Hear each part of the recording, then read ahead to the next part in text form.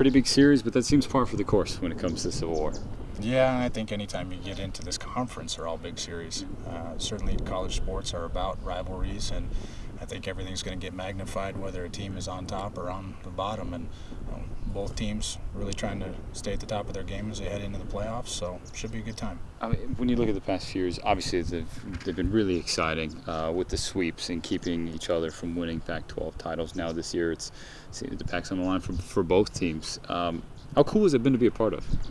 I think any time that you get into sports, you want to play when something's on the line. And I think that it's unique. I think it says something about baseball in the Northwest, and I think it says a lot about the two institutions and what they've been able to do over the years to build their programs into what they are. To be a part of it, it's just, I think, special from a coaching standpoint. It's special from the fans, and certainly I envy the players being able to play in this type of environment, because it's not something that some of them are ever going to be able to experience again, because even in the professional ranks, there's not really, I think, a full stadium on the line either way, just depending on what kind of sport you're going to get. Has there been a common denominator in the past few years, given the fact that the home teams have held serve in every one of the series since 2009 in conference games? I think that a lot of that's probably just based on the fact that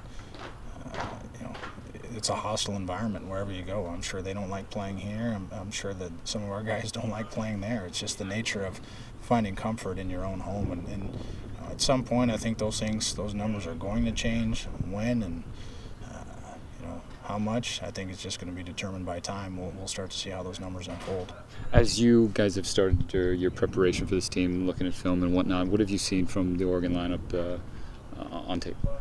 They're versatile. They've got a lot of ways that they can come at you.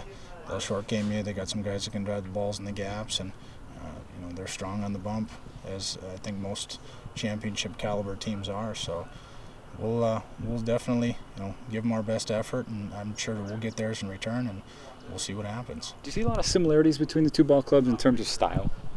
I think there's some style. I think that both teams are well coached in all areas. So I think that there's not any one thing that you can lean on where you say this team's offensive, doesn't pitch, this team pitches and doesn't hit. And I think there's balance. And with that balance, that becomes tough, I think, for whoever you're playing to have to deal with.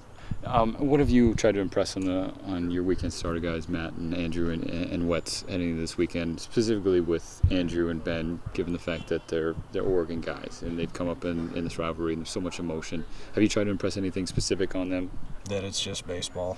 I think a lot of times people want to try to do more than they're capable of doing, and that's a trap that some guys can fall into. It's that little added competitiveness that comes with each guy that you're going to have a harder time putting into somebody than you are taking it out of them. And as a coach, I think you'd rather have to fight them to take it out of them.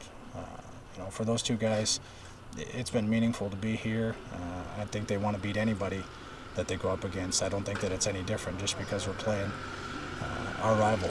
I think that for them, it's to go out and focus on what they can do and make pitches, control the running game, and take it from there.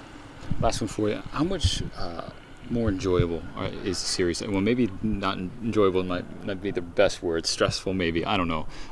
Given the fact that Oregon is, since they've brought back the program, has ascended to the level that they've ascended to, trying to get to where you guys have been at in terms of history. How much better is the rivalry now that the programs are both in the top 10? Oh, I think it's going to always be a challenge, whether the team is ranked or unranked. We've seen that in recent years of how that kind of unfolds, and I just think it speaks volumes of the players. I think the players have done a tremendous job adapting to a new environment. Certainly we get kids from outside of Corvallis. They get kids from outside of their area, and those things. The challenge from coaching is to get kids to understand what it's about, what your system is, and how to play the game the right way. And you've got two teams that play the game, I think, exceptionally well, and we're going to find out when the rubber meets the road here.